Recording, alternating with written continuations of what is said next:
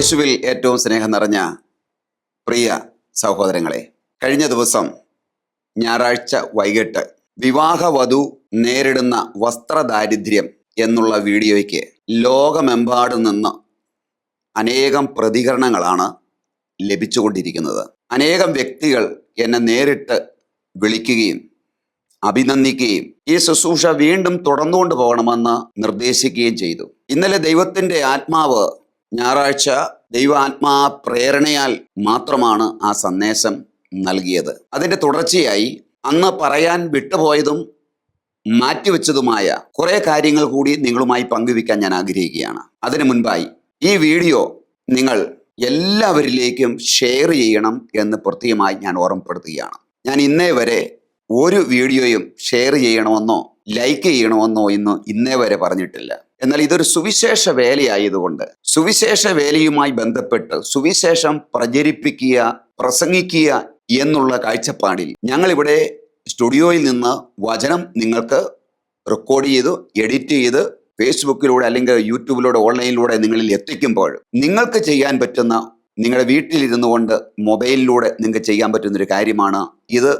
നിങ്ങളുടെ വാട്സപ്പിലുള്ള ഒരു 10 പേർക്ക്, ഒരു 50 പേർക്ക്, നിങ്ങളുടെ വാട്സപ്പിലുള്ള എല്ലാ ഗ്രൂപ്പുകളിലേക്കും ഇത് ഷെയർ ചെയ്ത് അയക്കുമ്പോൾ പ്രിയമുള്ളവരെ, ബെത്ലഹേം ടിവിയോടൊപ്പം നിങ്ങളും സുവിശേഷ വേലയിൽ പങ്കാളികളായി മാറുകയാണ് ചെയ്യുന്നത്. ഇതുപോലുള്ള പ്രോഗ്രാം വീണ്ടും നിങ്ങൾക്ക് ലഭിക്കണമെന്ന് ആഗ്രഹിക്കുന്നുവെങ്കിൽ നിങ്ങൾ സബ്സ്ക്രൈബ് ചെയ്യുക, ബെല്ല് ബട്ടൺ അമർത്തുക. അപ്പോൾ നിങ്ങൾക്ക് അത് ലഭിക്കുന്നതായിരിക്കും. ആദ്യമായി ഞാൻ നിങ്ങളോട് പറയുവാൻ ആഗ്രഹിക്കുന്നത്, 1400 പേരാണ് ഇതിന് കമൻറ്റുകൾ ഇട്ടിരിക്കുന്നത്. ഇത്രയും പേര് 1400 പേര് കമൻ്റ് ഇട്ടു എങ്കിൽ അവരുടെ എല്ലാം വികാരം ഒന്ന് തന്നെയായിരുന്നു എന്നുള്ളതാണ്. ഈ കമൻറ്റുകളെല്ലാം വായിച്ചു വരുമ്പോൾ നമുക്കറിയാൻ പറ്റും. ഞാൻ കുറച്ചേ വായിച്ചുള്ളൂ, നമുക്ക് ഇത്രയും ഒന്നും വായിക്കാൻ പറ്റുമല്ലോ. വായിക്കുമ്പോൾ നമ്മൾ പറയുവാൻ ആഗ്രഹിച്ച അതേ തീവ്രമായ ആഗ്രഹവും വേദനയുമായിട്ടാണ് ഇതിനകത്തെ ഓരോ ശ്രോതാക്കളും അല്ലെങ്കിൽ ഓരോ വിശ്വാസികളും കാത്തിരുന്നത് എന്നുള്ളതാണ്. ഇത് സഭാ വിശ്വാസികളുടെ ഒരു പൊതുവായ വികാരമാണിത്. ഇത് സഭ അധികാരികൾ കണ്ടേ പറ്റൂ.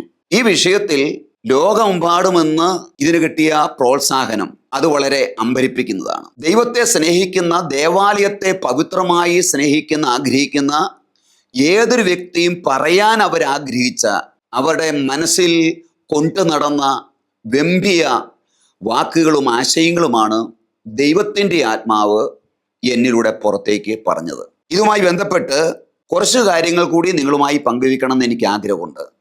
അതുകൊണ്ട് സമയം പോലെ ഇത് നിങ്ങൾ മുഴുവൻ കേൾക്കണം എന്ന് പ്രത്യേകമായി ആഗ്രഹിക്കുകയാണ്. ദൈവ ആലയത്തിൻ്റെ അകത്ത്, ദൈവാലയത്തിൽ സ്ത്രീ പുരുഷന്മാര് എല്ലാവരും തന്നെ എങ്ങനെയാണ് വസ്ത്രം ധരിക്കേണ്ടത്, വസ്ത്രത്തിൻ്റെ വിശുദ്ധി എങ്ങനെ കാത്തു സൂക്ഷിക്കണം എന്നുള്ളത് നമ്മുടെ സഭാപിതാക്കന്മാരും വിശുദ്ധ ബൈബിളും നമ്മളെ പഠിപ്പിക്കുന്നുണ്ട്. ആദ്യമായി ആ ഭാഗങ്ങളെക്കുറിച്ച് നിങ്ങളുമായി ഞാൻ പങ്കുവയ്ക്കാൻ ആഗ്രഹിക്കുകയാണ്. പഴയ സ്ലീവാ പാതയിൽ 10ാം സ്ഥലത്ത്, പഴയ സ്ലീവാ പാത ഉണ്ട് ആ പ്രാർത്ഥന, അതിൻ്റെ 10ാം സ്ഥലത്ത് വരുമ്പോൾ ഉള്ള ഒരു പ്രാർത്ഥന ഇതാണ്: അച്ചടക്കത്തിന് യോജിക്കാത്ത വസ്ത്രധാരണത്താലും ആസക്തിയാലും മനുഷ്യർ ചെയ്തുകൊണ്ടിരിക്കുന്ന നിരവധിയായ പാപങ്ങൾക്ക് പരിഹാരം ചെയ്യുവാൻ ഞങ്ങൾ ആഗ്രഹിക്കുന്നു. അപ്പോൾ സഭയുടെ ഔദ്യോഗികമായ ഒരു പ്രാർത്ഥനയിൽ ഉൾപ്പെടുത്തിയിരിക്കുന്ന ഒരു വിഷയമാണ് അച്ചടക്കത്തിന് യോജിക്കാത്ത വസ്ത്രധാരണം. ദൈവത്തിൻ്റെ വിശുദ്ധിക്ക് ചേരാത്ത വസ്ത്രത്തെയാണ് അച്ചടക്ക ഇല്ലാത്ത വസ്ത്രധാരണം എന്ന് പറയുന്നത്. അപ്പൊ അങ്ങനെയുള്ള വസ്ത്രധാരണത്താൽ മനുഷ്യൻ ചെയ്തുകൊണ്ടിരിക്കുന്ന പാപങ്ങൾ, അതിനെ പാപം എന്നാണ് ഇവിടെ സൂചിപ്പിക്കുന്നത്. ആ പാപങ്ങൾ ചെയ്തു പോയതിനെ ഓർത്ത് അവർക്ക് വേണ്ടി ഞങ്ങൾ പരിഹാരം ചെയ്യുവാൻ ആഗ്രഹിക്കുന്നു എന്നുള്ളതാണ്. അപ്പോൾ പരിഹാരം ചെയ്യേണ്ട ഒരു വലിയ തിന്മയാണ്, പാപമാണ് ദൈവാലയത്തിൽ അച്ചടക്കമില്ലാത്ത വസ്ത്രധാരണം എന്ന് സഭയുടെ ഔദ്യോഗികമായ പ്രാർത്ഥനയിൽ പോലും ഉൾപ്പെടുത്തിയിരിക്കുക. ഇത് മറന്നിട്ടാണ് നമ്മൾ മുന്നോട്ട് പോകുന്നത്. ലിനസ് മാർപ്പാപ്പ ഇങ്ങനെ പഠിപ്പിച്ചിരുന്നു: സ്ത്രീകൾ ദൈവാലയത്തിൽ വരുമ്പോൾ ശിരോവസ്ത്രം ധരിക്കണമെന്ന അപ്പസ്തോലന്റെ കൽപ്പന അതേപടി പാലിക്കണമെന്നാണ് ലിനസ് മാർപ്പാപ്പ നിർബന്ധിച്ചിരുന്നത്. അപ്പോൾ ലിനസ് മാർപ്പാപ്പായുടെ നിർബന്ധമായും അദ്ദേഹം പഠിപ്പിച്ച ഒരു കാര്യമാണ്, സ്ത്രീകൾ ദൈവാലയത്തിൽ വരുമ്പോൾ ശിരോവസ്ത്രം ധരിച്ചിരിക്കണം എന്ന്. അതിനെ കോട്ട് ചെയ്തത് ആരെയാണ്? വിശുദ്ധ പൗലോസ്ലിയായി എഴുതിയ ലേഖന ഭാഗത്തിൽ നിന്നെടുത്താണ് മാർപ്പാപ്പ ഇത് പ്രത്യേകമായിട്ട് നിർദ്ദേശിച്ചത്, പഠിപ്പിച്ചത്. അപ്പൊ ദേവാലയത്തിൽ വരുമ്പോൾ ഓരോ സ്ത്രീകളും, അതുകൊണ്ടാണ് കൊച്ചു കുട്ടികളായിരിക്കുമ്പോൾ തന്നെ, കുഞ്ഞുങ്ങൾ ആയിരിക്കുമ്പോൾ തന്നെ അവരുടെ തലയിൽ നമ്മൾ ചെറിയ നെറ്റ് ഇടുന്നത്, ഒരു ത്രികോണം പോലെ, കൊച്ചു പിള്ളേർക്ക് ത്രികോണം പോലുള്ള നമ്മൾ നെറ്റ് ഇടാറുണ്ട്. കുറച്ചും കൂടെ പ്രായമാകുമ്പോൾ വലിയ നെറ്റ് തലയിലിട്ടുകൊണ്ടാണ് പോകുന്നത്. സാരി ഉടുത്ത അമ്മച്ചിമാരാണെങ്കിൽ അവർ സാരി തന്നെ തലയിലോട് ഇട്ട് തല മറയ്ക്കാറുണ്ട്. ഇത് ബിബ്ലിക്കലാണ് ഇത്. അപ്പം മാർപ്പാപ്പ നിർബന്ധമായും കർശനമായും പഠിപ്പിച്ചിരുന്ന ഒരു കാര്യമാണ്, ദേവാലയത്തിൽ സ്ത്രീകൾ പോകുമ്പോൾ അവർ നിർബന്ധമായും തല മറച്ചിരിക്കണം, ശിരോവസ്ത്രം അവരുടെ ശിരസിൽ ഉണ്ടായിരിക്കണം എന്നുള്ളത്. ഇത് സഭ പഠിപ്പിക്കാത്ത ഒരു കാര്യമല്ല നമ്മളിവിടെ സൂചിപ്പിക്കുന്നത്. ശിരോവസ്ത്രം ധരിക്കാത്ത സ്ത്രീകളെ പള്ളിയിൽ കയറ്റുകയില്ല എന്ന് വിശുദ്ധ ചാൾസ് ബെറോമില്ല പറഞ്ഞിരുന്നു. കണ്ടോ, വിശുദ്ധ ചാൾസ് ബെറോമില്ല പറയാണ് ശിരോവസ്ത്രം ധരിക്കാത്ത സ്ത്രീകളെ പള്ളിയിൽ കയറ്റരുത് എന്ന്. അപ്പൊ അത്രമാത്രം ദൈവാലയത്തിൽ സ്ത്രീകൾ ശരീരം മുഴുവൻ വസ്ത്രം ധരിക്കണം, മാത്രമല്ല തലയും വസ്ത്രം ധരിക്കണമെന്ന് വിശുദ്ധൻ ഇവിടെ പറയുന്നു. മാർപ്പാപ്പ പറയുന്നു, ഇപ്പോൾ വിശുദ്ധൻ ഇവിടെ പറയുകയാണ്. മറ്റൊരു വിശുദ്ധൻ പറയുകയാണ്, സ്ത്രീകളുടെ വസ്ത്രധാരണ രീതി പുരുഷന്മാരുടെ ശ്രദ്ധയാകർഷിക്കാൻ കാരണമാകുന്നു എന്നതാണ് ഇതിന് കാരണമായി അലക്സാണ്ട്രിയയിലെ വിശുദ്ധ ക്ലെമന്റ് പറയുന്നത്. പുരുഷന്മാരെ ആകർഷിക്കുവാനായിട്ട് അവരുടെ അലക്ഷ്യമായ വസ്ത്രധാരണം, സ്ത്രീകളുടെ അലസമായ തോന്നുന്ന വിധത്തിലുള്ള വസ്ത്രധാരണം പുരുഷന്മാരുടെ ശ്രദ്ധയാകർഷിക്കാൻ കാരണമാകുന്നു. ഇത് വലിയ തെറ്റാണ് എന്ന് വിശുദ്ധ ക്ലെമന്റ് പ്രസ്താവിച്ചിരിക്കുകയാണ്. ഹല്ലേലൂയ. അതുകൊണ്ട് പ്രിയമുള്ളവരെ, ഈ ദൈവാലയത്തിൽ വരുമ്പോഴെങ്കിലും ദൈവത്തെ കാണാൻ, ദൈവാരാധന നടത്താൻ, വിശുദ്ധ ബലിയർപ്പിക്കാൻ വരുന്ന സ്ഥലത്തെങ്കിലും ഈ വരുന്നവർക്ക് ഏകാഗ്രതയോടെ കർത്താവിലേക്ക് കോൺസെൻട്രേറ്റ് ചെയ്യാൻ തക്ക വിധം ഒരു സാഹചര്യം പ്രത്യേകിച്ച് പെണ്ണുങ്ങൾ ഒരുക്കേണ്ടതല്ലേ? അവിടെ നമ്മുടെ ശരീരങ്ങളിലെ പല ഭാഗങ്ങളും തുറന്നു കാട്ടിക്കൊണ്ട് ശിരസ് നമ്മൾ മൂടാതെ കൊണ്ട് അല്പധാരിയായി നമ്മൾ വരുമ്പോൾ, എല്ലാവരും ആത്മീയരായിരിക്കണമെന്നില്ല, എന്നാൽ മറ്റുള്ള പലർക്കും, പുരുഷന്മാർക്ക് അത് ഇടർച്ചയ്ക്ക് കാരണമാകുന്നു എങ്കിൽ എന്താ ബൈബിള് പഠിപ്പിക്കുന്നത്? അങ്ങനെ ഒരു വ്യക്തി കടലിൽ പോയി ചാകുന്നത് നല്ലതാണ് എന്നാണ് ബൈബിള് പഠിപ്പിക്കുന്നത്. ഈ തോമസ് കുര്യന്റെ അഭിപ്രായമല്ല. ഒരാൾക്ക് ഇടർച്ചയ്ക്ക് കാരണമാകുന്നുവെങ്കിൽ കാരണമാകുന്ന വ്യക്തി കഴുത്തിൽ തിരികല്ല് കെട്ടി ആഴമുള്ള കടലോട്ട് ചെന്ന് ചാടിയേക്കണം, പിന്നെ പൊങ്ങി വരാൻ പാടില്ല. അത്രമാത്രം ഉതപ്പാണ് സ്ത്രീകൾ ഇങ്ങനെയുള്ളവർക്ക് നൽകുന്നത്. സ്ത്രീകൾ അച്ചടക്കമില്ലാത്ത വസ്ത്രധാരണത്തിലൂടെ തങ്ങളിലേക്ക് തന്നെ മറ്റുള്ളവരെ ആകർഷിക്കുന്നു. അച്ചടക്കമില്ലാത്ത വസ്ത്രധാരണം, അലസ്യമായ വസ്ത്രധാരണം, പല ഭാഗങ്ങളും തുറന്നു കാട്ടിയുള്ള വസ്ത്രധാരണം, ഇങ്ങനെ ചെയ്യുന്നതിലൂടെ തങ്ങളിലേക്ക് തന്നെ മറ്റുള്ളവരെ ആകർഷിക്കുന്നു. സ്ത്രീകൾ അവരെ വലിയ തെറ്റിലേക്കാണ് നയിക്കുന്നത് എന്നും മനുഷ്യരിൽ നിന്ന് അവർ എത്രമാത്രം ശ്രദ്ധ ആകർഷിക്കപ്പെടുന്നുവോ അത്രമാത്രം അവർ ദൈവദൃഷ്ടിയിൽ നിന്ദ്യരും വെറുക്കപ്പെടുന്നവരുമാണെന്ന് പറയുന്നു. ഇതൊക്കെ വിശുദ്ധന്മാരുടെ അഭിപ്രായങ്ങളാണ്, സഭാവിശുദ്ധന്മാരുടെ അഭിപ്രായങ്ങളാണ്. ഇങ്ങനെ വസ്ത്രം ധരിച്ചു വരുമ്പോൾ അവർ തങ്ങളിലേക്ക് തന്നെ മറ്റുള്ളവരുടെ ശ്രദ്ധ കൊണ്ടുവരാൻ വേണ്ടിയിട്ട്, അട്രാക്റ്റ് ചെയ്യാൻ, ആകർഷിക്കപ്പെടാൻ വേണ്ടിയിട്ടാണ് ആരും ധരിക്കാത്ത വസ്ത്രങ്ങൾ അല്ലെങ്കിൽ വ്യത്യസ്ത രീതിയിൽ വസ്ത്രങ്ങൾ ധരിച്ചുകൊണ്ട് വരുന്നത്. പെട്ടെന്ന് ആകർഷിക്കപ്പെടണം, അതിനെന്തൊക്കെ ശരീരത്തിൽ ചെയ്യാൻ പറ്റുമോ അതുപോലെ ചെയ്യണം. ഇങ്ങനെ തങ്ങളിലേക്ക് തന്നെ ആകർഷിക്കപ്പെടാൻ വേണ്ടി ഒരു സ്ത്രീ അങ്ങനെ ചെയ്യുമ്പോൾ അവർ എത്രമാത്രം ദൈവദൃഷ്ടിയിൽ, ദൈവത്തിൻ്റെ നോട്ടത്തിൽ നിന്ദ്യരും വെറുക്കപ്പെടുന്നവരുമാണു എന്നാണ് സഭാവിശുദ്ധന്മാർ പഠിപ്പിക്കുന്നത്. അപ്പോൾ ഇതിൻ്റെ ഗൗരവം മനസ്സിലാക്കണം. നമുക്ക് സ്വാതന്ത്ര്യമുണ്ട്, നമ്മുടെ ഇഷ്ടം പോലെ നമ്മൾ വസ്ത്രം ധരിക്കുക എന്ന് പറഞ്ഞു കഴിഞ്ഞാൽ അതുപോലെ ക്യാബറെ നടത്തുന്നിടത്ത്, സിനിമാസ്റ്റിക് പരിപാടി നടത്തുന്ന സിനിമയിൽ അല്ലെങ്കിൽ വഴിയിലൊക്കെ വെച്ച് നടത്താം. അത് നമ്മുടെ ദേവാലയത്തിൽ പറ്റുകയില്ല. ദേവാലയത്തിൽ ഒരു ചിട്ടയുണ്ട്, രീതിയുണ്ട്, ഒരു പ്രമാണമുണ്ട്, നിയമമുണ്ട്. അതിനനുസരിച്ച് മാത്രമേ ദേവാലയത്തിൽ വരാൻ പാടുള്ളൂ. വിശുദ്ധന്മാരങ്ങനെയാ പറയുന്നത്. പറുദീസായിൽ പാപം മൂലം നഷ്ടപ്പെട്ട വസ്ത്രമാണ് മാമോദീസായിലൂടെ നമുക്ക് നൽകുന്ന വെള്ള വസ്ത്രം എന്ന് വിശുദ്ധ അപ്രയൻ പിതാവ് പറയുന്നു.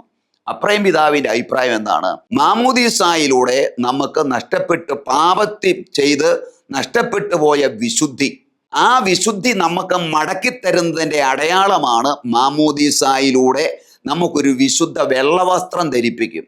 വെള്ളവസ്ത്രം നമുക്ക് ധരിപ്പിക്കുക നഷ്ടപ്പെട്ടു പോയ വിശുദ്ധി നമുക്ക് മടക്കിത്തരുന്നതിൻ്റെ അടയാളമാണ്. അപ്പം ആ വസ്ത്രം നമ്മുടെ ശരീരത്തിൽ വിശുദ്ധിയോടെ നമ്മൾ അണിയേണ്ടത് ആവശ്യമാണ്. ഇത് അറിവില്ലാതെ നമ്മൾ 2 പ്രാവശ്യം ധരിക്കാറുണ്ട്. ഒന്ന്, കുഞ്ഞുങ്ങളുടെ മാമോദീസായാണെങ്കിൽ ആ കുട്ടികൾ അറിയുന്നില്ല, അല്ലേ? കുഞ്ഞുങ്ങൾ അറിയുന്നുണ്ടോ ഒരു വെള്ളവസ്ത്രം എൻ്റെ മേൽ വീണു എന്നുള്ളത്? കുട്ടികൾ അറിയുന്നില്ല. ഒരാൾ മരിച്ചു കഴിയുമ്പോഴും വെള്ളവസ്ത്രം ധരിക്കാറുണ്ട്. മരിച്ചയാളും തന്നെ ധരിപ്പിച്ച വെള്ളവസ്ത്രം ധരിപ്പിച്ചിട്ടുള്ള കാര്യം അറിയില്ല.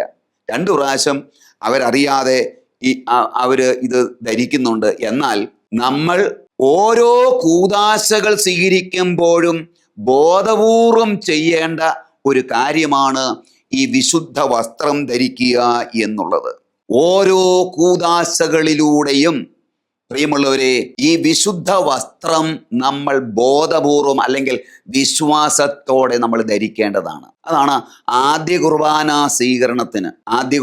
സ്വീകരണം നമ്മൾ നടത്തുമ്പോൾ ആൺകുട്ടികളാണെങ്കിലും പെൺകുട്ടികളൊക്കെ അണിഞ്ഞു വരുന്നത് കാണുമ്പോൾ എന്ത് ഭംഗിയാണെന്നറിയോ? മൊത്തം വെള്ള വസ്ത്രം ധരിച്ച് കൈ പോലും മൂടി, ശരീരം മുഴുവൻ മറച്ച്, തല മുഴുവൻ നല്ല നെറ്റിട്ട് തല മുഴുവൻ മൂടി, ഫ്രണ്ടിൽ ഒരു റായൊക്കെ ഒരു പൂവൊക്കെ വെച്ച്, കയ്യിലൊരു പൂവൊക്കെ പിടി, മൊത്തം നല്ല ഭംഗിയുള്ള ആ പെൺകുട്ടികളുടെ വസ്ത്രധാരണം. അവള് ഈശോയെ സ്വീകരിക്കുവാൻ, വിശുദ്ധ കുർബാനയാകുന്ന ഈശോ എന്ന മണവാളനെ സ്വീകരിക്കുവാൻ അവള് തന്നെ ആത്മാവിലൊരുക്കി, ശരീരത്തിലൊരുക്കി എല്ലാം ഒരുങ്ങി അവൾ വരുന്നതിൻ്റെ ഭാഗമാകും. അപ്പൊ അതുപോലെ വേണം നമ്മൾ ഓരോ കൂദാശകൾ സ്വീകരിക്കുവാൻ ദേവാലയത്തിൽ വരേണ്ടത്. വൈദികരെ നോക്കുക, അവർ ആ വൈദിക പട്ടം സ്വീകരിക്കാൻ വരുന്നത് എത്രമാത്രം 10 വർഷത്തെ ഒരുങ്ങി പ്രാക്ടീസ് കിട്ടി പ്രാർത്ഥിച്ചൊരുങ്ങിയാണ് അതിലോട്ട് അവർ കടന്നു വരുന്നത്. സന്യസ്ത വ്രതമെടുക്കുന്നവരെ നോക്കുക, സന്യാസ ജീവിതം വ്രതമെടുക്കുന്നവരെ, സത്യത്തിൽ അതൊരു കൂദാശയല്ല. സന്യസ്ത ജീവിതത്തിലേക്കുള്ള അതൊരു വ്രതവാഗ്ദാനം മാത്രമാണ്. ആ വ്രതവാഗ്ദാനം അവരെടുക്കുമ്പോൾ തന്നെ വെള്ള വസ്ത്രമാണ് മുഴുവൻ ധരിച്ചു വരുന്നത്. കർത്താവിൻ്റെ മണവാട്ടിയാകുക. മനസ്സിലായ? അപ്പൊ ഇതുപോലെ വേണം ഓരോ മണവാട്ടിയും വിവാഹമെന്ന കൂദാശയിലേക്ക് വരുവാൻ. വധുവും വരനും നിൽക്കുമ്പോൾ അവരുടെ മധ്യത്തിൽ അവരെ കൂട്ടി യോജിപ്പിക്കുന്ന വേറെ ആരുമല്ല, യേശുവ അവരുടെ മധ്യത്തിൽ. മനസ്സിലായ? പിതാവിൻ്റെയും പുത്രൻ്റെയും പരിശുദ്ധാത്മാവിൻ്റെ നാമത്തിലാണ്, അവരുടെ പ്രസൻസിലാണ് 2 പേര് ഒന്നായിട്ട് മാറ്റപ്പെടുന്നത്.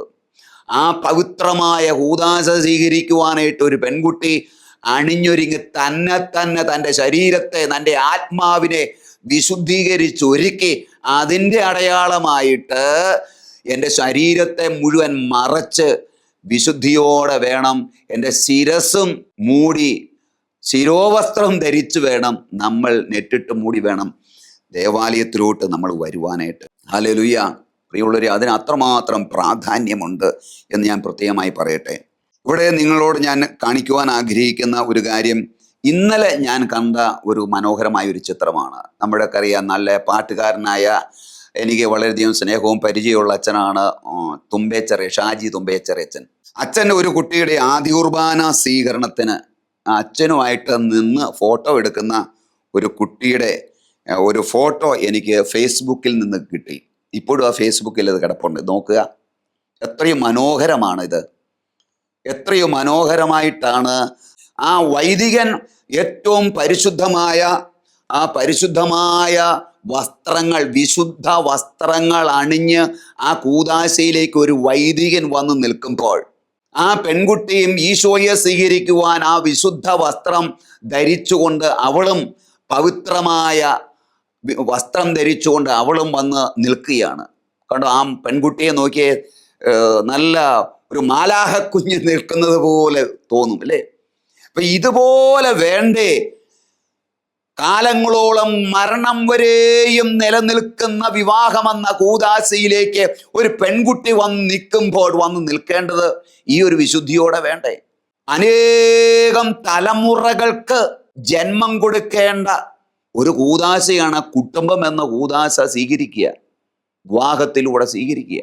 അത് സ്വീകരിക്കുവാൻ പ്രിയമുള്ളവരെ, നമുക്ക് തോന്നുന്ന വിധത്തിൽ നമ്മുടേതായ ഇഷ്ടങ്ങളുടെ പുറകെ പോയി നമ്മൾ വസ്ത്രം ധരിച്ച് അലസമായിട്ട് നമ്മൾ നിൽക്കേണ്ടവരല്ല നമ്മളിത്. ഇനി ദൈവവചനം ഇതിനെക്കുറിച്ച് എന്ത് പറയുന്നു? 1 കൊരിന്തോസ് 11-ാം അധ്യായം 6-ാമത്തെ തിരുവചനം മറക്കരുത്. സ്ത്രീ ശിരോവസ്ത്രം ഉപയോഗിക്കുന്നില്ലെങ്കിൽ മുടി മുറിച്ചു കളയട്ടെ. മുടി മുറിക്കുന്നതും തല ക്ഷൗരം ചെയ്യുന്നതും അവൾക്ക് ലജ്ജാകരമാണെങ്കിൽ ശിരോവസ്ത്രം ധരിക്കട്ടെ എന്ന്.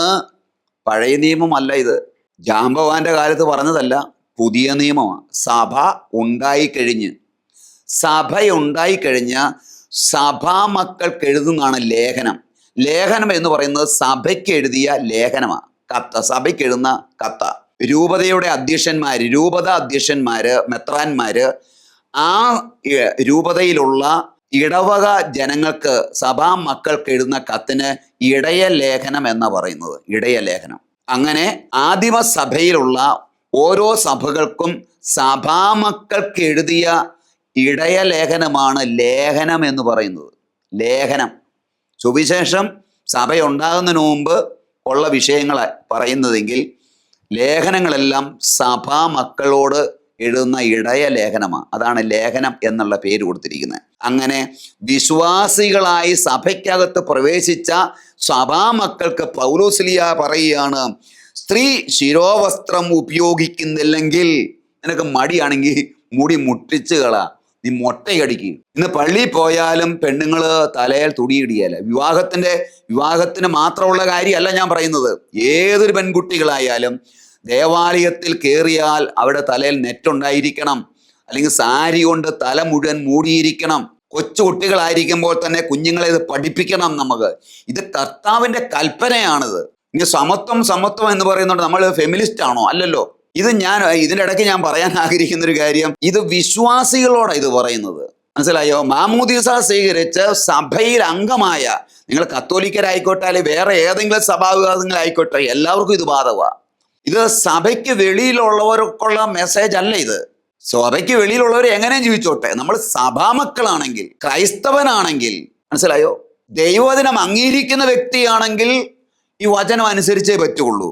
അവിടെ എനിക്ക് സ്വന്തം സ്വാതന്ത്ര്യം അനുസരിച്ച് തോന്നുന്ന പോലെ ജീവിക്കാനായിട്ട് ഇത് ചന്തയല്ല, ഇത് ക്ലബ്ബല്ല, പൊതുസ്ഥലമല്ല, ഇത് ദൈവ ആലയമാണ്. അപ്പോൾ പൗലോസ്ലീഹ പറയുന്നത് നിങ്ങൾ വിശുദ്ധിയോടെ ഇരിക്കട്ടെ.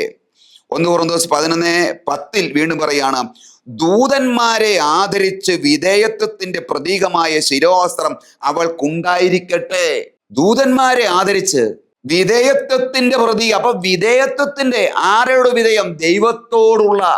ദൈവത്തോടുള്ള വിധേയത്വത്തിന്റെ പ്രതീകമായിട്ട് ഓരോ പെൺകുട്ടികളും ദേവാലയത്തിൽ വരുമ്പോൾ ശിരോവസ്ത്രം ധരിച്ചിരിക്കണമെന്ന് ദൈവവചനം കൃത്യമായി വ്യക്തമായി പഠിപ്പിക്കുക. നമുക്കറിയാം, യെശയ്യായുടെ പുസ്തകം 6-ാം അധ്യായത്തില് യെശയ്യാ പ്രവാചകൻ അവൻ നോക്കുമ്പോൾ സ്വർഗം തുറക്കപ്പെട്ടിരിക്കുന്നത് കണ്ടു. അവിടെ മാലാഖമാര്, 6 ചിറകുകളുള്ള മാലാഖമാരാ. 2 ചിറകുകൾ കൊണ്ട് കാലുകളും 2 ചിറകുകൾ കൊണ്ട് തലയും മൂടിക്കൊണ്ട് അവര് പാറി നടന്ന് ദൈവത്തെ അനവരതം സ്തുതിക്കുക. ദൈവം പരിശുദ്ധൻ, ദൈവം പരിശുദ്ധൻ, ദൈവം പരിശുദ്ധൻ എന്ന് പറഞ്ഞുകൊണ്ട് ദൈവത്തെ സ്തുതിക്കുകയാണ് ചെയ്യുന്നത്. ദൈവത്തിന്റെ പരിശുദ്ധിയുടെ മുമ്പിൽ മാലാഖമാർക്ക് നിൽക്കാനേ പറ്റിയില്ല. അതുകൊണ്ട് പറക്കാൻ ഉപയോഗിച്ച ചിറകുകള് അവര് കാൽപാദങ്ങൾ മറയ്ക്കുന്നു, തല മറയ്ക്കുന്നു. അത്ര വിശുദ്ധിയുടെ നിറകുടമായ പ്രഭാപൂരിതനായ കർത്താവിന്റെ മുമ്പിൽ മാലാഖമാര് പോലും ചിറക് കൊണ്ട് തലമറയ്ക്കുന്നു, കാൽപാദത്തെ മറയ്ക്കുക ചെയ്യുന്നത്. ഇവിടെ പൗലോസ്ലീഹ ഓർമ്മിപ്പിക്കുകയാണ്, ദൂതന്മാരെ ആദരിച്ചാലേ അവരെ സ്മരിച്ച് നമ്മൾ എന്ത് ചെയ്യണം? ദേവാലയത്തിൽ ശിരോവസ്ത്രം സ്ത്രീകൾ, എല്ലാ സ്ത്രീകളും, ഞാൻ പറഞ്ഞത് കല്യാണത്തിന് പോകുന്ന പെണ്ണുങ്ങൾ മാത്രമല്ല, അല്ലാത്തവരും എല്ലാം സ്ത്രീകൾ ധരിക്കണം. ഹല്ലേലൂയ. സ്ത്രീകളുടെ, പ്രിയമുള്ളവരെ, സ്ത്രീകളുടെ സൗന്ദര്യം എന്ന് പറയുന്നത്, സ്ത്രീകൾക്ക് സൗന്ദര്യം ഉണ്ട്. നമ്മളൊന്നും ഏച്ച് കെട്ടേണ്ട ആവശ്യമില്ല സത്യത്തിൽ. നമ്മൾ എന്തിനാ ഏച്ച് കെട്ടുന്നത്? ഉള്ളതല്ല ഉള്ളതുപോലെ ഉണ്ട്. നിങ്ങളൊന്ന് കുളിച്ചൊരുങ്ങി അത്യാവശ്യം പൗഡറൊക്കെ ഇട്ടോ, ഒരു മിനിമം രീതിയിലൊക്കെ ശേലം പുട്ടിയൊക്കെ ഇട്ടോ, കുഴപ്പമൊന്നുമില്ല. മനസ്സിലായോ? മുടിയൊക്കെ ചീകി ഒന്ന് ചൂടാക്കിയൊക്കെ എടുത്തു. നമ്മൾ ആവശ്യത്തിലധികം നമ്മൾ ഇട്ട് കഴിഞ്ഞു കഴിഞ്ഞാൽ അത് വളരെയധികം വൃത്തികേടായിട്ട് മാറും. ബൈബിൾ പറയുന്നു, ബാഹ്യമായ മുടികളോ സ്വർണ്ണാഭരണങ്ങളോ വിശിഷ്ട വസ്ത്രങ്ങളോ അല്ല നിങ്ങളുടെ അലങ്കാരം, പിന്നെയോ ദൈവസന്നിധിയിൽ വിശിഷ്ടമായ സൗമ്യവും ശാന്തവുമായ ആത്മാവാകുന്ന അനശ്വര രക്തമണിഞ്ഞ ആന്തരിക വ്യക്തിത്വമാണ് യഥാർത്ഥ സൗന്ദര്യമെന്ന് വിശുദ്ധ പത്രോസ്ലിയ എഴുതിയിരിക്കുക. ആദ്യത്തെ മാർപ്പാപ്പ 1 പത്രോസ് 3-ാം അധ്യായം അതിൻ്റെ 3-4 വാക്യങ്ങളിലൂടെ എഴുതിയിരിക്കുകയാണ്. ദൈവത്തിൽ പ്രത്യാശ വച്ചിരുന്ന വിശുദ്ധ സ്ത്രീകൾ ഇതിനു മുൻപ് ഇപ്രകാരം തങ്ങളെ തന്നെ അലങ്കരിച്ചിട്ടുണ്ട്. അപ്പോൾ ഇത് ആദ്യമായി ചെയ്യുന്ന കാര്യമൊന്നും അല്ല. ഇതിനു മുൻപുള്ള വിശുദ്ധരായ സ്ത്രീകൾ, സഭയിലെ വിശുദ്ധരായ സ്ത്രീകൾ, മൺമറഞ്ഞു പോയ ആദിമ ക്രൈസ്തവര്, വിശുദ്ധരായ സ്ത്രീകളൊക്കെ അവർ തങ്ങളെ തന്നെ അലങ്കരിച്ചത് ആത്മീയ കൃപകൾ കൊണ്ടാണ്, ആത്മീകത കൊണ്ടാണ്. മനസ്സിലായി? ആന്തരിക സൗന്ദര്യമാണ് അവരുടെ സൗന്ദര്യം. അതാണ് രത്നങ്ങളെക്കാൾ വിലപ്പെട്ടത് എന്ന് ബൈബിൾ പഠിപ്പിക്കുകയാണ്. Hallelujah, hallelujah. അതുകൊണ്ട് ബൈബിൾ ഇതിനെക്കുറിച്ച് വളരെ കൃത്യമായി പഠിപ്പിക്കുന്നു, സഭ പഠിപ്പിക്കുന്നു, സഭാ പിതാക്കന്മാർ നമ്മളെ പഠിപ്പിക്കുന്നു. അപ്പോൾ അതുകൊണ്ട് വളരെ ഗൗരവമായിട്ട് നമ്മൾ എടുക്കണം. ഇല്ലെങ്കിൽ പ്രിയമുള്ളവരെ, നമ്മുടെ ജീവിതത്തിൽ നമ്മൾ ഒത്തിരി അപമാനിതരായി മാറും. മനസ്സിലായോ? അപമാനിതരായി മാറും. പ്രത്യേകിച്ച് ഇങ്ങനെ ഫങ്ഷൻസ് ഒക്കെ വരുമ്പോൾ ദേവാലയത്തിനകത്തോട്ട് പുറത്തെ ഈ കൂതറ പരിപാടികൾ നമ്മൾ കയറ്റാൻ നോക്കരുത്. പരിശുദ്ധമായ സ്ഥലം അത്. പ്രഭാഷകൻ 22:5 അച്ചടക്കമില്ലാത്ത മകൾ പിതാവിനും ഭർത്താവിനും അപകീർത്തി വരുത്തുകയും ഇരുവരാലും വെറുക്കപ്പെടുകയും ചെയ്യും. ചില പെൺപിള്ളേരോട് എത്ര പറഞ്ഞാലും കേൾക്കുകയില്ല. അവർ ഇൻസ്റ്റാഗ്രാം കണ്ടുകൊണ്ടിരിക്കുക. ഇൻസ്റ്റാഗ്രാമും സിനിമയും അങ്ങനെയുള്ള ഷോർട്ട് ഫിലിമും എല്ലാം കണ്ട് അതുപോലെ ആയിത്തീരണം. അതിന് ഏറ്റവും നല്ലത് കല്യാണമാണ്. 10 പേരുടെ മുമ്പിൽ ഷൈൻ ചെയ്യാൻ പറ്റുന്നത്. മാക്സിമം വസ്ത്രം കുറവുള്ള രീതിയിൽ നമ്മൾ ധരിക്കുക. കൂടുതൽ വില കൊടുത്ത് കുറച്ച് വസ്ത്രങ്ങൾ വാങ്ങി നഗ്നരായി നമ്മൾ കല്യാണത്തിന് പ്രവേശിക്കുക. ബൈബിൾ പറയുകയാണ്, അച്ചടക്കമില്ലാത്ത മക്കൾ ഭർത്താവിനും അപ്പനും അമ്മയ്ക്കെല്ലാം അപകീർത്തി വരുത്തുന്നു. ശരിയല്ലേ സംഭവം? കഴിഞ്ഞ ദിവസം സംഭവിച്ചത് അങ്ങനെയാണ് വഴി. കാരണം മാതാപിതാക്കൾ പറഞ്ഞാൽ കേൾക്കുകയില്ല, ഭർത്താവ് പറഞ്ഞാലും കേൾക്കുകയില്ല. അതുകൊണ്ട് നാട് മുഴുവൻ അറിഞ്ഞു, അപകീർത്തിക്ക് കാരണമായില്ലേ. അതുകൊണ്ട് ഈ ശബ്ദം കേൾക്കുന്ന പ്രിയമുള്ളവരെ, നിങ്ങളൊരു ദൈവ പൈതലാണെങ്കിൽ, ക്രിസ്ത്യാനിയാണെങ്കിൽ, പള്ളിയിൽ പോകുന്ന ആളാണെങ്കിൽ നിങ്ങൾക്കിത് ബാധകമാണ്. അല്ലാത്തവർക്ക് അവരോട് ഞാൻ പറയുന്നില്ല. ദൈവഭക്തി തിന്മയെ വെറുക്കലാണെന്ന് പറയുന്നത്. തിന്മയെ വെറുക്കുന്നതാണ് ദൈവഭക്തി, അല്ലാതെ കുറെ അനുഷ്ഠാനങ്ങൾ ആചാരങ്ങൾ കാണിക്കുന്നല്ല. അപ്പൊ തിന്മയെ വെറുക്കുക, അപ്പോൾ നിങ്ങൾക്ക് ദൈവഭക്തി ഉണ്ട്. വകതിരിവില്ലാത്ത സുന്ദരി പന്നിയുടെ മൂക്കുകുത്തിക്ക് തുല്യമാണ്. നല്ല കാര്യമാണ്. എന്റെ സൂപ്പർ വചനങ്ങളൊക്കെ ഉള്ളത്. സുഭാഷിതം 11:22 വകതിരിവില്ലാത്ത സുന്ദരി പന്നിക്ക് കിട്ടിയ മൂക്കുകുത്തി പോലെയാണ്. ബൈബിള് ഓരോരുത്തരെയൊക്കെ വിശേഷിപ്പിച്ചിരിക്കുന്നത്, ബൈബിൾ എക്സാമ്പിൾ ആയിട്ട് എടുത്തിരിക്കുന്നത് കേട്ടോ, ഞാൻ പറഞ്ഞതല്ല. വകതിരിവില്ല. ദൈവവചനം എന്താണെന്ന് അറിയാൻ മേല, പിന്നെയോ ഭയങ്കരം ബുദ്ധിയുണ്ട്, ഡിഗ്രി ഉണ്ട്, പഠിത്തമുണ്ട്. പോരെ, വിദേശത്താ പോയിന്ന്, പഠിച്ചു മാർക്ക് കിട്ടിയതുകൊണ്ടാണല്ലോ വിദേശത്ത് പോയത്. പക്ഷേ ദൈവിക ജ്ഞാനമില്ല, വകതിരിവില്ല. എങ്ങനെ ജീവിക്കണം, വസ്ത്രം ധരിക്കണമെന്ന് അറിയാൻ മേല. പുത്രിയെ വിവാഹം ചെയ്തു കൊടുക്കുമ്പോൾ വലിയൊരു ചുമതലയാണ് ചെയ്തു തീർക്കുന്നത്. അതുകൊണ്ട് നിന്റെ പുത്രിപുത്രന്മാരെ അച്ചടക്കത്തിൽ വളർത്താൻ ചെറുപ്പം മുതലേ പരിശീലിപ്പിക്കുക. പ്രഭാഷകൻ 7:23. പ്രിയ മാതാപിതാക്കളെ, പുത്രിപുത്രന്മാരെ, പ്രത്യേകിച്ച് പെൺകുട്ടികളെ അച്ചടക്കത്തിൽ വളർത്താൻ മാതാപിതാക്കൾ ചെറുപ്പം മുതലേ ശീലിപ്പിക്കണം എന്ന് ബൈബിൾ പഠിപ്പിക്കുക. മനസ്സിലായോ? അപ്പോൾ വിവാഹം ചെയ്തു കൊടുക്കുമ്പോൾ വലിയൊരു ഉത്തരവാദിത്വമാണ് നിങ്ങൾ ചെയ്തു കൊടുത്തത്. ഒരു ഭാരം ഒഴിഞ്ഞു പോയ ഉത്തരവാദിത്വം അല്ല. പിന്നെയോ എൻ്റെ മകളെ വിശുദ്ധിയിലും വിശ്വാസത്തിലുമാണ് വളർത്തിയതെന്നുള്ളൊരു ഉത്തരവാദിത്വം ആണ് കൊടുത്തത്. അപ്പം മാതാപിതാക്കൾക്ക് വലിയൊരു ഉത്തരവാദിത്വമുണ്ട് കുഞ്ഞുങ്ങളെ. ഇനി അച്ചടക്കത്തിൽ വളർത്തുക എന്ന് പറയുന്നത് എന്താ അച്ചടക്കം? വടിയെടുത്ത് തല്ലുന്നല്ല. പിന്നെയോ വചനം കൊടുത്ത് പഠിപ്പിക്കുക. വചനം കൊടുത്ത് പഠിപ്പിക്കുക. വചനം മാതാപിതാക്കൾക്ക് അറിയാമെങ്കിലേ മക്കൾക്ക് വചനം കൊടുത്ത് വചനത്തിൽ പഠിപ്പിക്കാൻ പറ്റുള്ളൂ. ഹല്ലേലൂയ. അതുകൊണ്ട് ഇതൊക്കെ പറയുമ്പോൾ ചിലപ്പോൾ പറഞ്ഞേക്കാം, ഞങ്ങൾക്ക് സ്വാതന്ത്ര്യമല്ലേ, സ്വാതന്ത്ര്യം പോലെ ഞങ്ങൾക്ക് വസ്ത്രം ധരിക്കാൻ മേലെ, ഞങ്ങളുടെ ഇഷ്ടമല്ലേ, ഞങ്ങളുടെ ചോയ്സ് അല്ലേ, എന്നാ ധരിക്കണം, ധരിക്കണോ വേണ്ടയോ, ധരിക്കാതിരിക്കണോ എന്ന് ഞങ്ങളുടെ ഇഷ്ടമല്ലേ എന്നൊക്കെ നിങ്ങൾക്ക് പറയാം. നിങ്ങൾക്ക് ചോയ്സ് ഉണ്ട്, നിങ്ങൾക്ക് ഇഷ്ടമുണ്ട്. പക്ഷെ നിങ്ങളുടെ വീട്ടിലേ ആകാവുള്ളൂ. പൊതുസമൂഹത്തിൽ പറ്റുമോ? ഇല്ല. നിങ്ങൾ സ്വാതന്ത്ര്യമുണ്ടെങ്കിൽ ആ സ്വാതന്ത്ര്യം പബ്ലിക് സ്ഥലത്ത് ഒരിക്കലും പറ്റിയല്ല. പ്രത്യേകിച്ച് ദൈവാരാധന നടക്കുന്ന ദൈവാലയത്തിൽ പറ്റിയല്ല. നിങ്ങൾ പരസ്യമായിട്ട് വീട്ടുകാരുടെ മുമ്പിൽ വേണമെങ്കിൽ തുണിയില്ലാതെ നടക്കുകയോ എന്ന് വേണം ചെയ്തു, കുഴപ്പമില്ല. ഈ സ്വാതന്ത്ര്യം ഉപയോഗിച്ചത് ആദ്യത്തെ മാതാപിതാക്കൾ, ആദ്യം കല്യാണം കഴിച്ച് ദൈവം കൊടുത്തു, അവര് മാതാപിതാക്കൾ എന്നാ ചെയ്തു? ഈ സ്വാതന്ത്ര്യം ഉപയോഗിച്ചു. സ്വാതന്ത്ര്യം ഉപയോഗിച്ചവൻ പിശാച് കയറി. അവർ ഉള്ള തുണി കൊണ്ട് പോയി. നഗ്നരാണെന്ന് അവരെ തിരിച്ചറിഞ്ഞു. അവർ പാപത്തിൽ വീണു, സ്വാതന്ത്ര്യം മിസ്യൂസ് ചെയ്തതാണ്. അപ്പോൾ ഇതിനകത്ത് കമൻറ്റിനകത്ത് വന്ന ഒരു കാര്യം, വിദേശത്തൊക്കെ ഇങ്ങനെയാന്ന് കുട്ടിയുടുപ്പ് എടുത്തോണ്ടാന്ന് പറഞ്ഞത്. പ്രിയമുള്ളവരെ, കല്യാണത്തിന് മാത്രമല്ല എൻഗേജ്മെന്റും. ചില പറഞ്ഞിട്ട് ഇത് എൻഗേജ്മെന്റ് ആയിരുന്നു, ഇന്നലെ പറഞ്ഞ എൻഗേജ്മെന്റ് ആണ്. എൻഗേജ്മെന്റ് എന്ന വിവാഹവുമായിട്ട് ബന്ധപ്പെട്ടതല്ലേ? വിവാഹവുമായി ബന്ധപ്പെട്ടതാ എൻഗേജ്മെന്റ്. അത് ദേവാലയത്തിലല്ലേ നടന്നത്?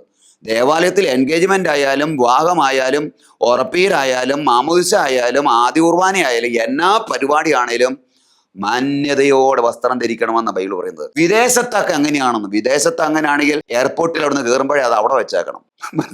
എയർപോർട്ടിൽ നിന്ന് കയറുമ്പോഴേ അത് അവിടെ വെച്ചിട്ട് വേണം വരാൻ, അല്ലേ? നമ്മൾ വിദേശത്ത് നിങ്ങൾ വലതുവശത്തൂടെയല്ലേ വണ്ടി ഓടിക്കുന്നത്, റൈറ്റ് സൈഡിലൂടെയല്ലേ വണ്ടി ഓടിക്കുന്നത്, അല്ലേ? നിങ്ങൾ നാട്ടിൽ വരുമ്പോൾ എന്നാ ചെയ്യും?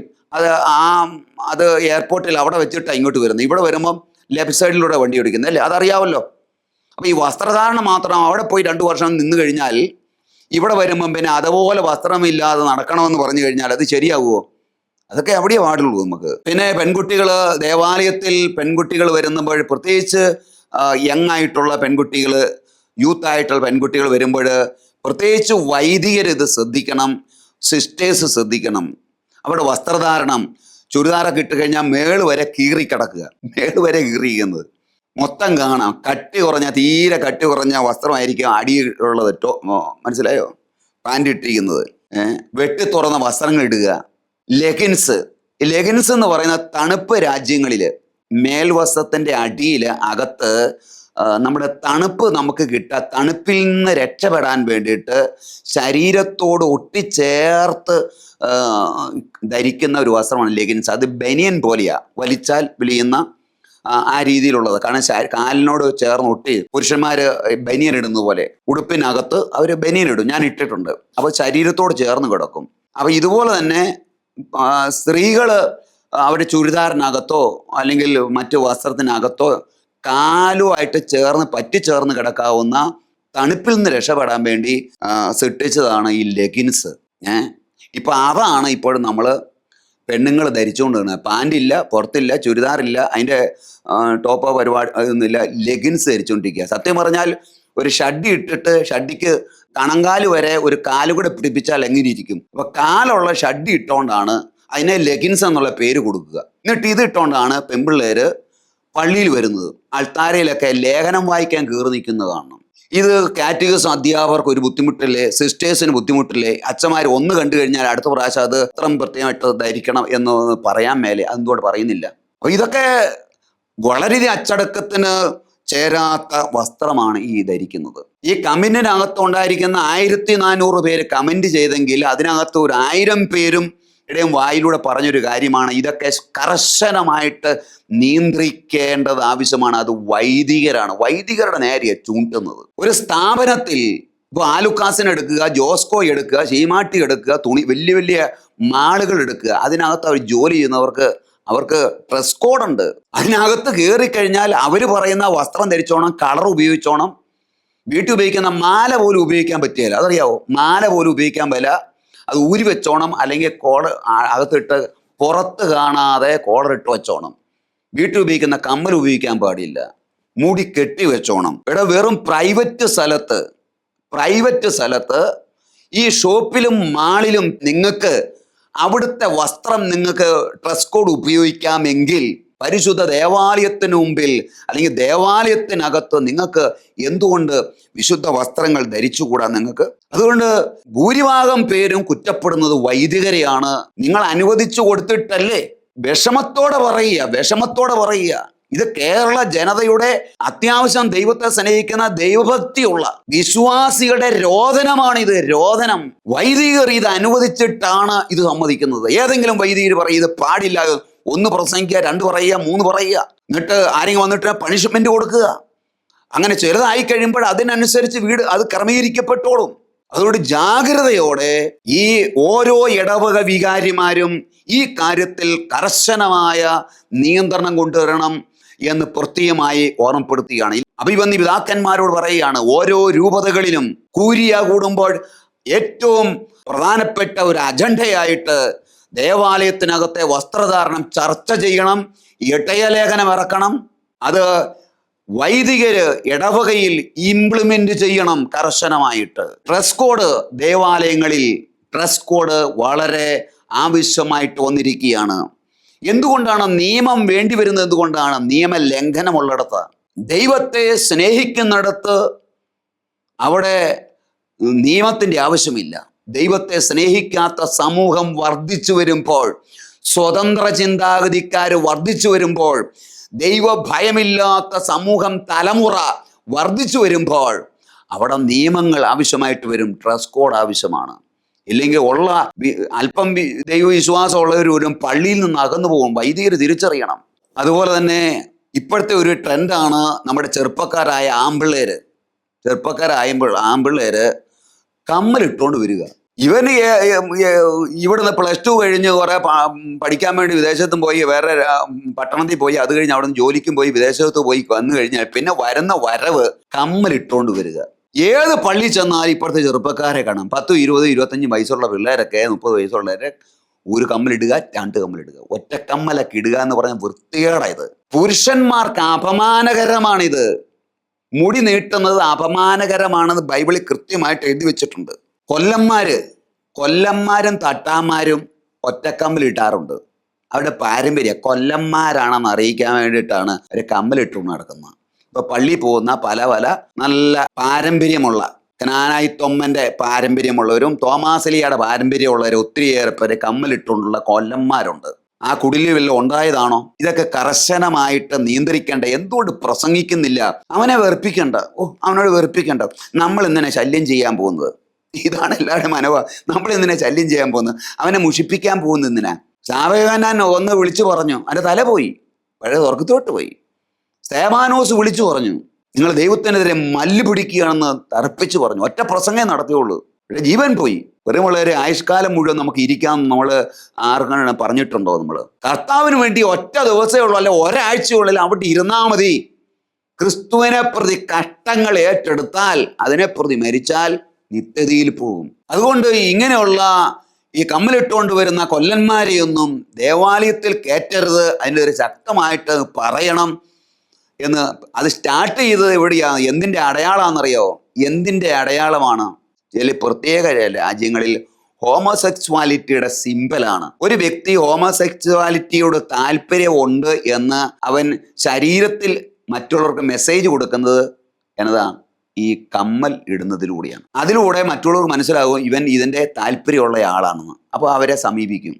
ഇതെല്ലാം ഇത് ഇട്ടുകൊണ്ട് നടക്കുന്നവരെല്ലാം അതാണെന്ന് അല്ല ഞാൻ പറയുന്നത്. പക്ഷേ അങ്ങനെ ആ പാപത്തിൽ കഴിയുന്നവർ വിചാരിക്കും ഇവൻ ഇതിൻ്റെയൊക്കെ ആളാണെന്ന് വിചാരിക്കും. ഇവൻ ഇത് അറിഞ്ഞുകൊണ്ടായിരിക്കുകയില്ല. പക്ഷേ ഓരോ ട്രെൻഡ് നമ്മളിങ്ങനെ കയറ്റിക്കൊണ്ട് വരിക. ഇതൊക്കെ വീട്ടിൽ വെച്ചാൽ മതി മക്കളെ, അല്ലെങ്കിൽ വിദേശത്ത് ഇട്ടാൽ മതി. ഫ്ലൈറ്റ് കയറുമ്പോൾ ഇങ്ങോട്ട് കൊണ്ടുവരരുത്, പള്ളിക്കകത്തോട്ട് കയറ്റരുത് എന്ന് ഏറ്റവും സ്നേഹത്തോടെ വിനയമായി നിങ്ങളുടെ ഒരു ജ്യേഷ്ഠ സഹോദരൻ എന്ന നിലയിൽ ഏറ്റവും സ്നേഹത്തോടെ ഞാൻ അപേക്ഷിക്കുകയാണത്.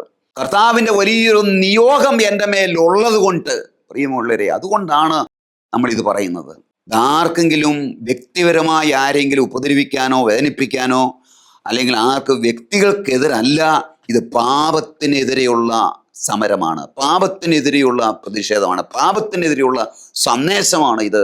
പാപത്തെ ഉപേക്ഷിച്ച് വിശുദ്ധിയിലോട്ട് വരണം. നമുക്കൊരു ആത്മാവുണ്ട്. നമ്മുടെ ആത്മാവ് നിത്യതയിലെത്തണം. ഇത് മാത്രമേ ആഗ്രഹമുള്ളൂ. ദൈവം നിങ്ങളെ സമൃദ്ധമായി അനുഗ്രഹിക്കട്ടെ. ഇത് നിങ്ങൾക്ക് ഉപകാരപ്രദമായി എങ്കിൽ തീർച്ചയായും ഇതിനിടയിൽ കമൻ്റ് ഇടണം എന്ന് സ്നേഹത്തോടെ ഓർപ്പിക്കുകയാണ്. അനേകരിലേക്ക് ഷെയർ ചെയ്യുക. God bless you. ആമേൻ.